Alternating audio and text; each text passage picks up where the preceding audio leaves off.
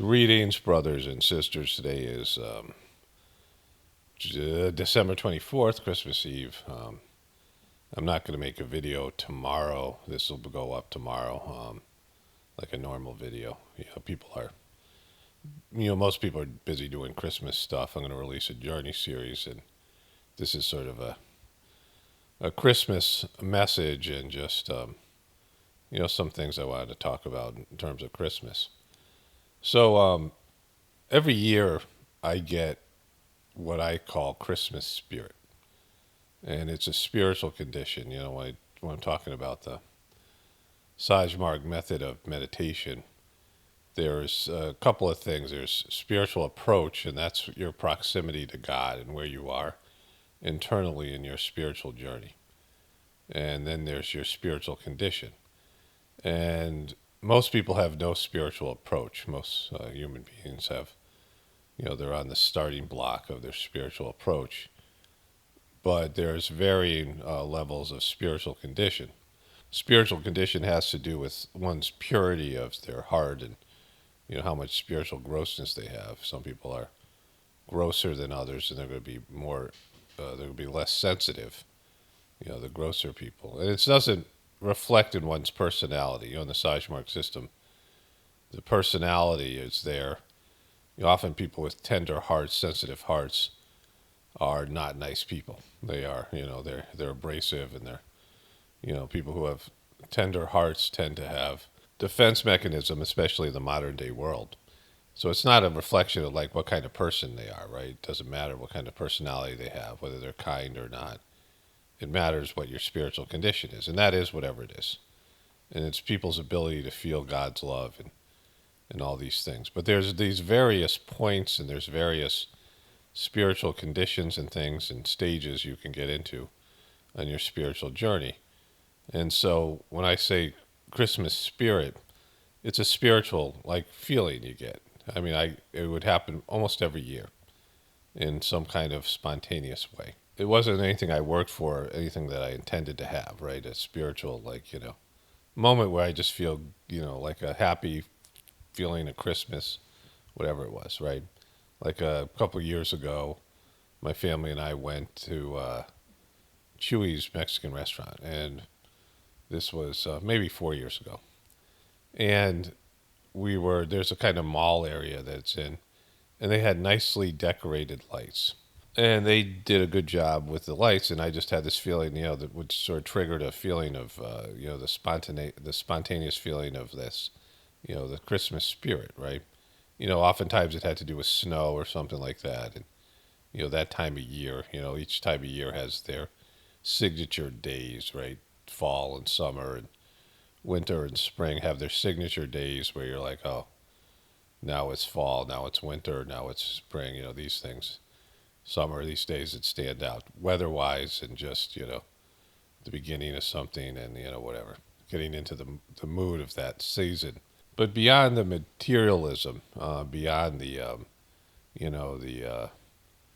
materialist aspect of Christmas, the present giving, and just all of that, and family stuff, and whatever it was, I was into holidays when I was a little kid, and my brothers and sisters. I had one older brother who was 17 years older than me, and three sisters who the next closest one to me in age was 10 years older than me. So. My siblings range from 10 to 17 years older than I was.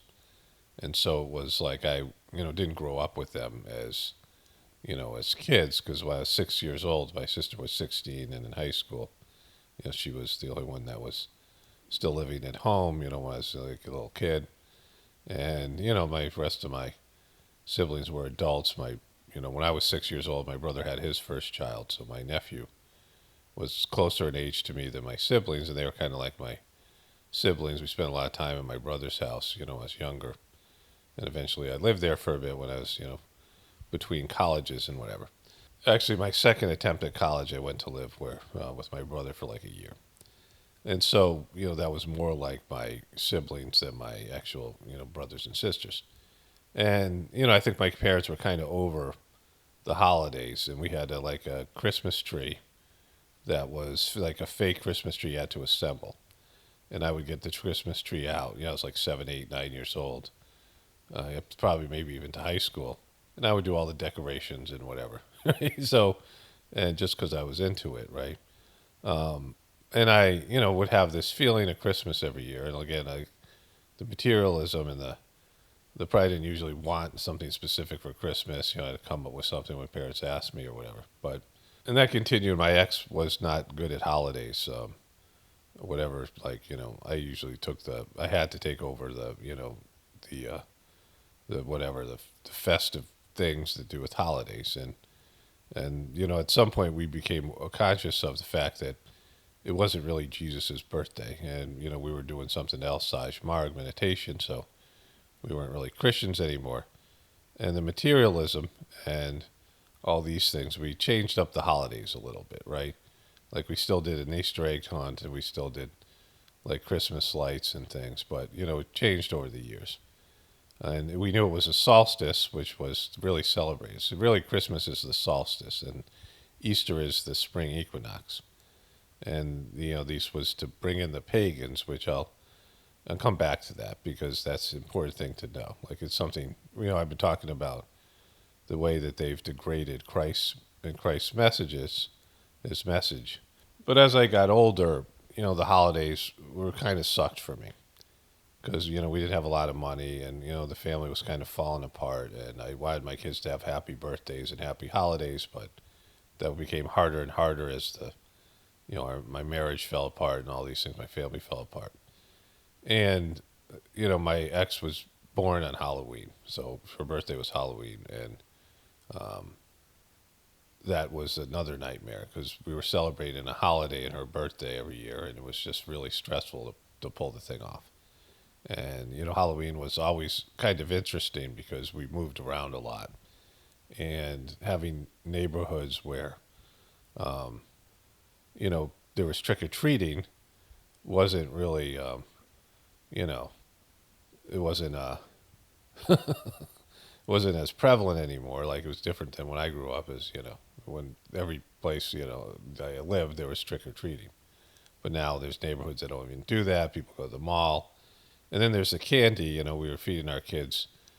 We knew that this sugar was toxic, and a lot of these candies were toxic. And we took our kids trick or treating, and one time, and like when they were young, and they were just we got home and they were devouring candy. Like it was great. And when I was a kid, I didn't eat a lot of candy because I recognized it made me feel sick. So if I had Halloween candy, I'd make it last, and I might not even eat it all. So like I would forget about it or whatever.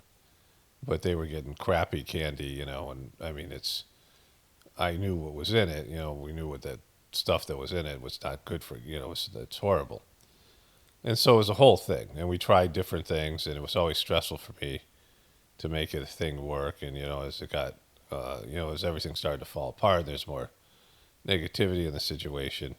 We weren't into the holidays, and we started to sort of celebrate like a festival of lights around the solstice, and there were some presents and things, but it was, it wasn't the having 4 kids on top of it, and there was more kids. They were at the beginning too.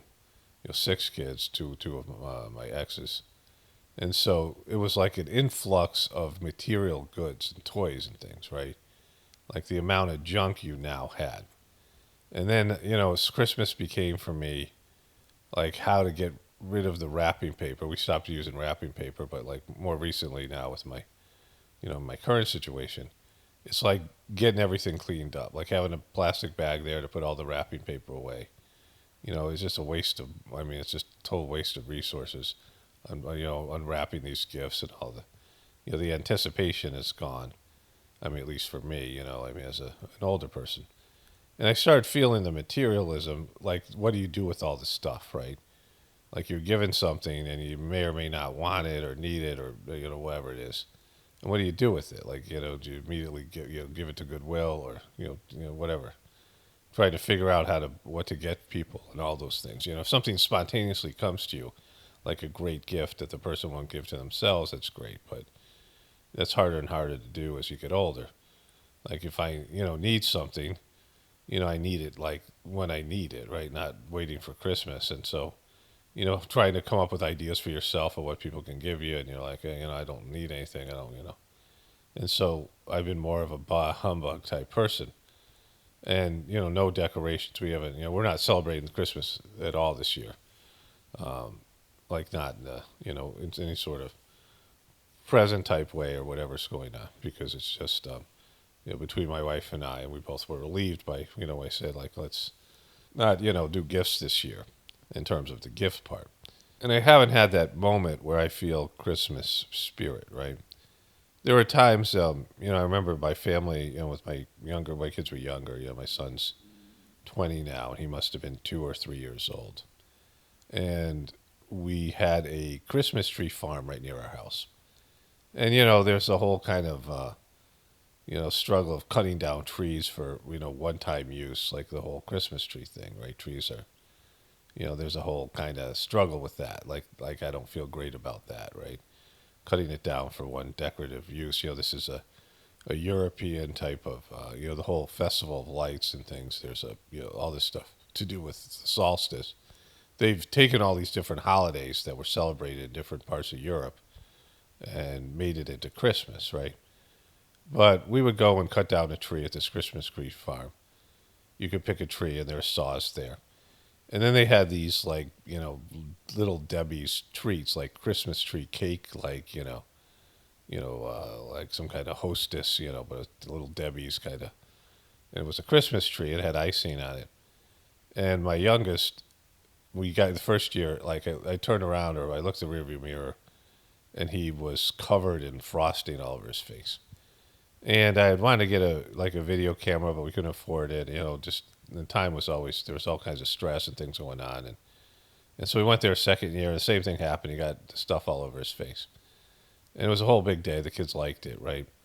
And then we the third year I had a video camera. I was waiting to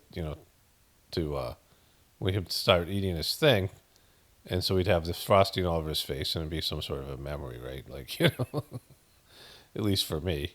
And the kids would see it when they were older. And I turned around, and his face was completely clean because years had passed, and it was kind of a significant moment for me. Like, these things are momentary, situations, right?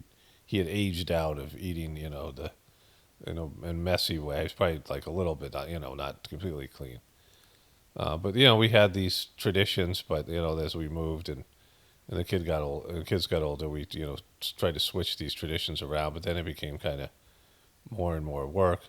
Every year we'd go out and do a drive, like looking at people's Christmas lights, and I have no interest in putting up Christmas lights myself, but I appreciate other people doing it, momentarily.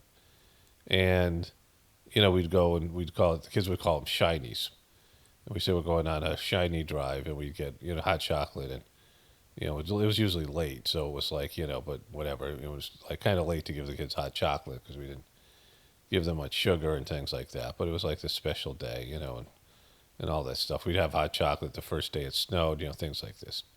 Get into the winter mood, and, this, because the winters are long. And I grew up in Connecticut where you have long winters, and, I liked it up until, December, the snow and the, whatever it was.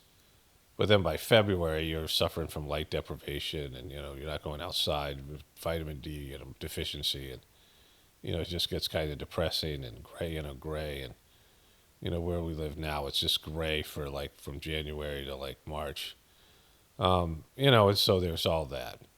This isn't a cheery Christmas Day message. I've been talking about Christianity as a religion and the Bible as a book, and as the effects on people. There's lots of Christians in the truth community, and many of them have had problems with what I'm saying. People have unsubscribed. There's something here. I guess, like, I'll read this one comment that I was ready to read. Gotta find it here.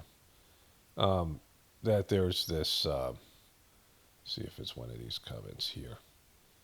And so the only way is through Jesus. To my video about this, Jesus is something there. the only way is through Jesus. This person's saying, the only way through to get to heaven is through Jesus. This is why many have unsubscribed. I can separate my belief in Jesus Christ as the only way to heaven, but still subscribe to your comedic talents. And so, it's interesting that people have unsubscribed because of what I'm saying, because what I'm saying is the truth, right? At least it's closer to the truth than what our religions have indoctrinated us with. And one of the proof of these things, which is I thought of yesterday, I was thinking about, making this video, and I thought about how, this is an indication, Christmas and Easter, them being pagan holidays, of the, disrespect to Jesus, right? Because it's Christmas, right? It's Christ Mass. It's to be with Christ. When we have satsang group meditation every Sunday, and at gatherings, satsang means to be with God, right?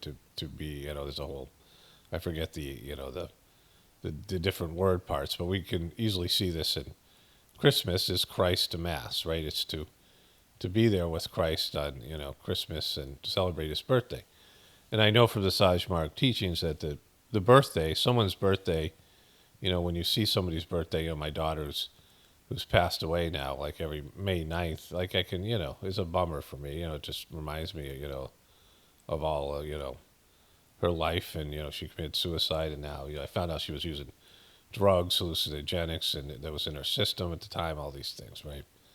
But, all the things leading up to that, and just, in the good days or the good times when she was just a little kid, and these, you have these positive memories, right?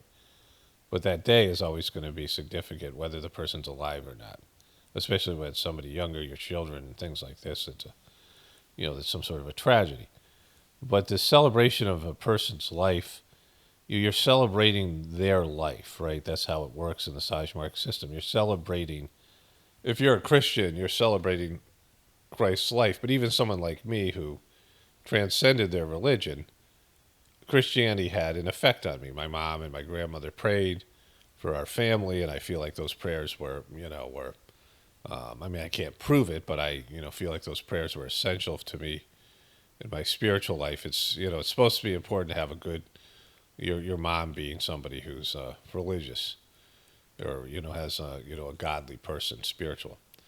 And that, I felt like that I did have that with my mom. I mean, my mom and I had, we didn't really get along. I don't want to say we didn't get along, but she was, a martyr.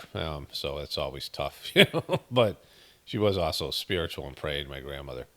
And I had, moments in, the Christian tradition, and when I grew up, and the prayer meetings my mom had, some of the things like that, where I had some spiritual, realizations, and it was a part of my spiritual journey, being a Christian or being a Catholic, and, my relationship with Christ or whatever it was. And so there was that, right? And then, of course, I had that dream with Christ in it, where I was talking to him about all the Christians coming to me, and I says that, okay, if I talk about the religion, he said, yeah, that's why I'm sending you. So I, believe that there's an instruction there. I'm doing what I'm supposed to do, and there's some element of that here. But, it's whether it's true or not. Things are uncomfortable here, but you come here for truth. Like, people come here, whatever reason you come here, but part of it's because I, tell the truth regardless of what it does in terms of, I don't pander to people, and I don't say things so I can keep the channel going. I just, whatever comes to me, I just say it as it comes through me. And so I was thinking about this in terms of this idea of Christ Mass. And Jesus is not even a real presence on most people's Christmas.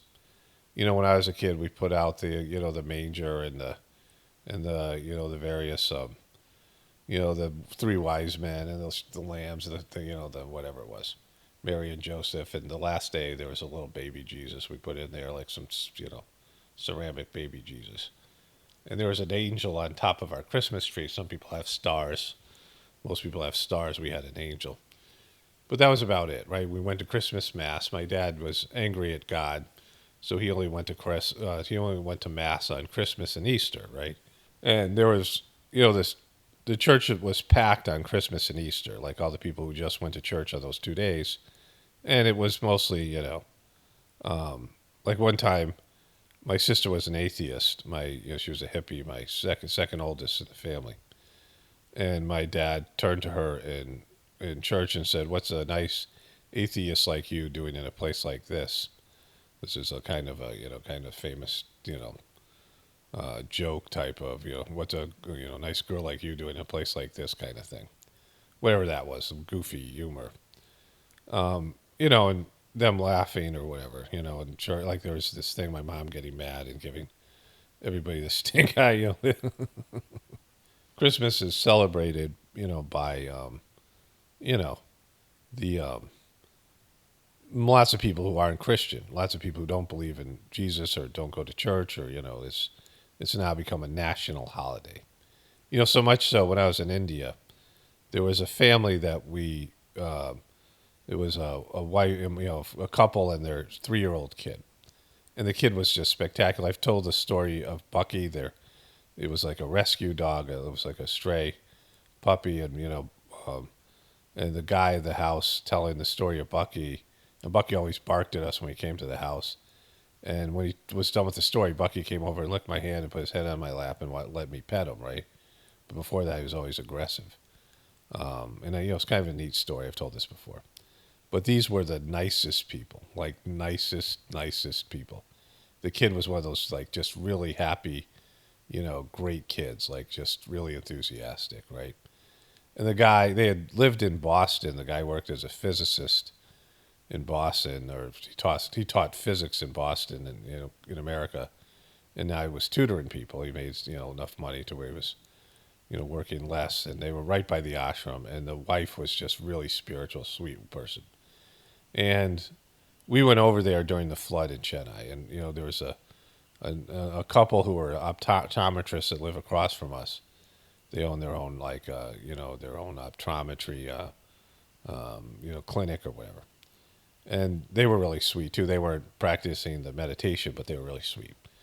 But after the flood and things, and we were across from them above our flooded apartment, and when we came back, it was right around Christmas when the flood hit, and we had to leave. When the flood, whatever, we came back from Sri Lanka after we renewed our visas and we were ready to leave the country.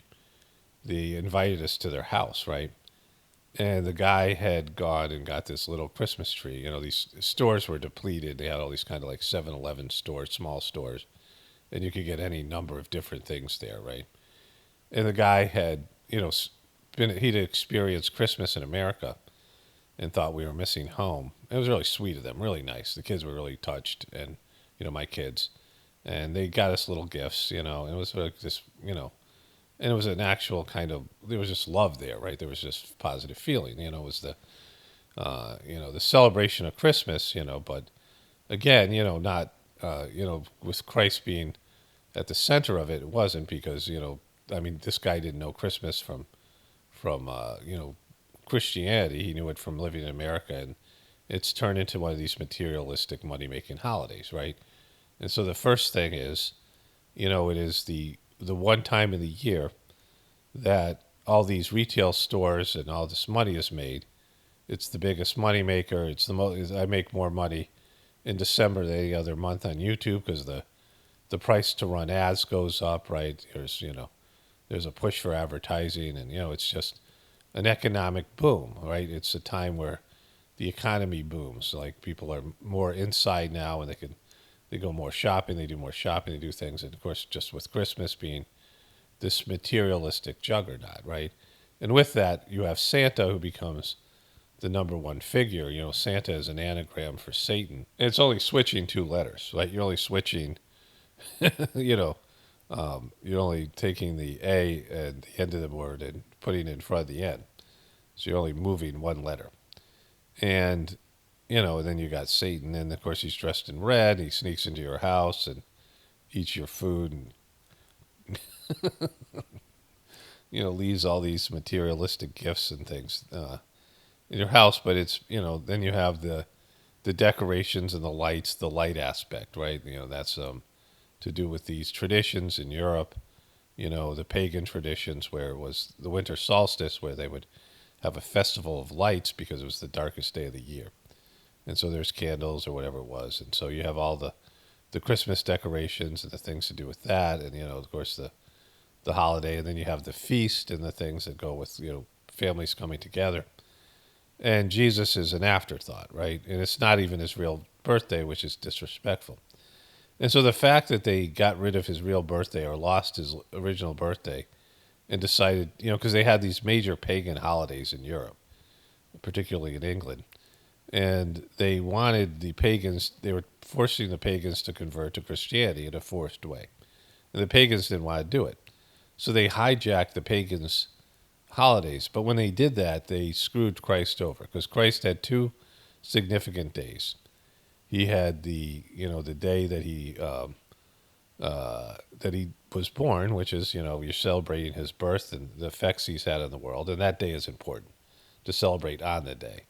And people don't know, right? Someone wrote the other day that Jesus was a Libra. And I'm like, are you a Libra? Because probably you're a Libra because that's, but nobody knows the actual day of his birth. And then when he has his Maya Samadhi, he rises to heaven. And with the Christian tradition, he rose from the dead after 3 days or whatever that was.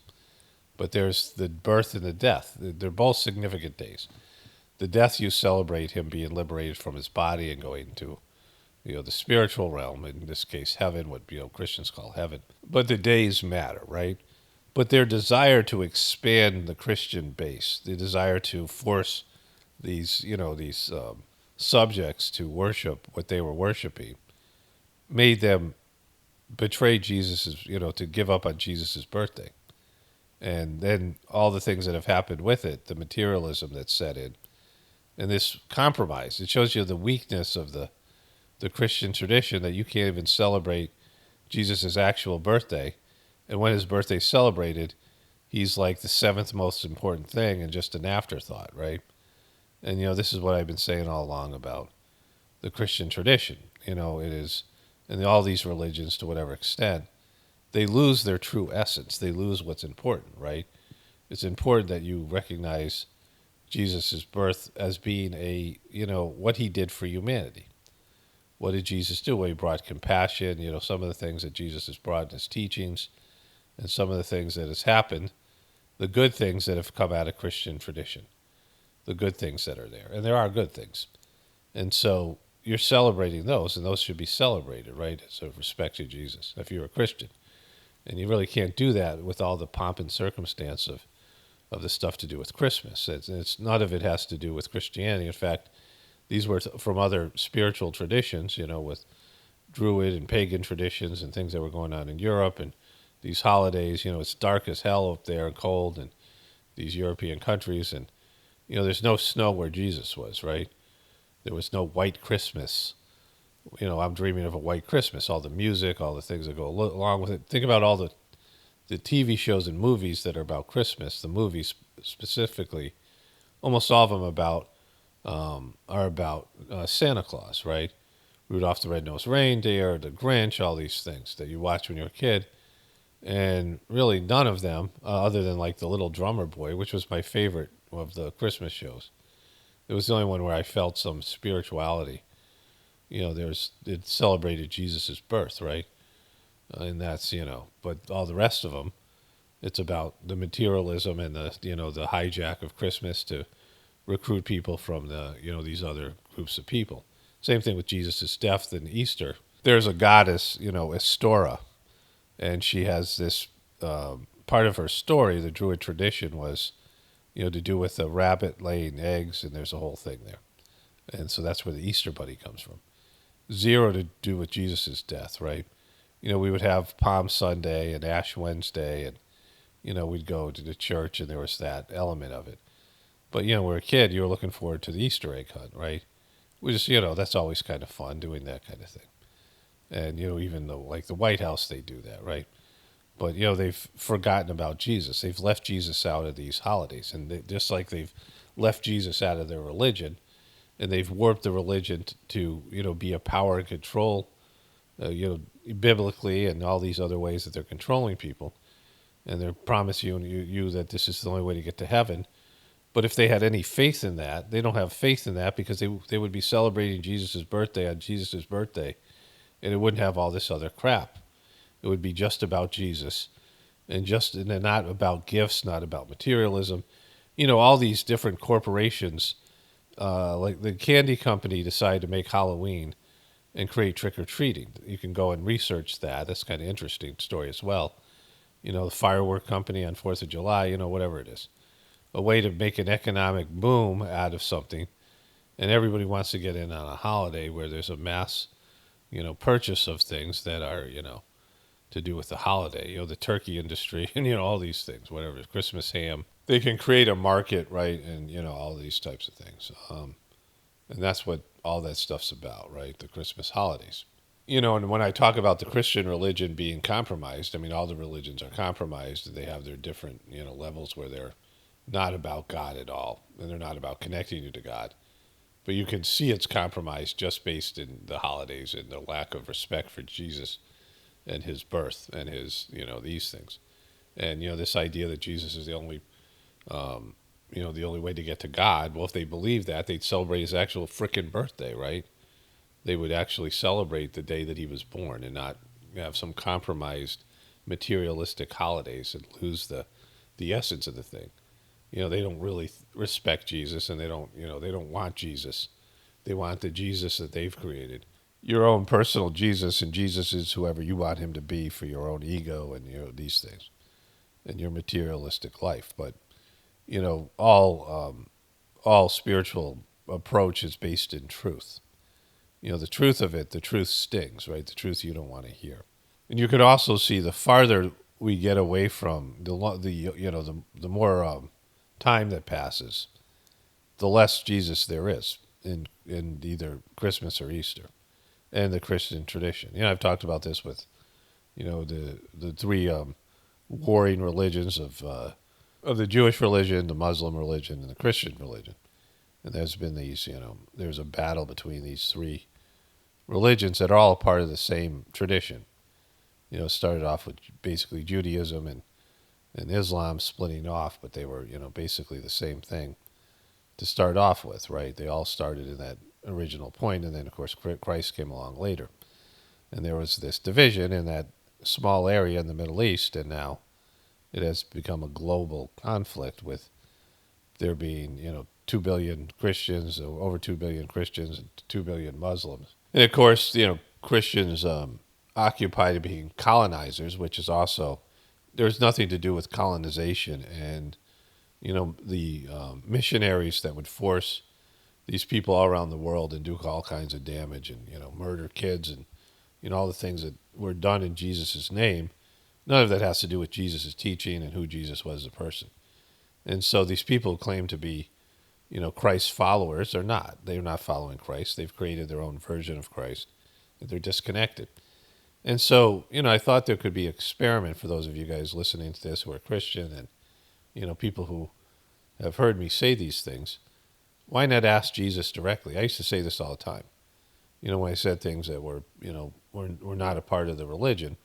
And the religion isn't, it doesn't have a copyright and a trademark on Christ or God. No religion does. What I do doesn't have that, the Sajmark tradition, the gratefulness meditation.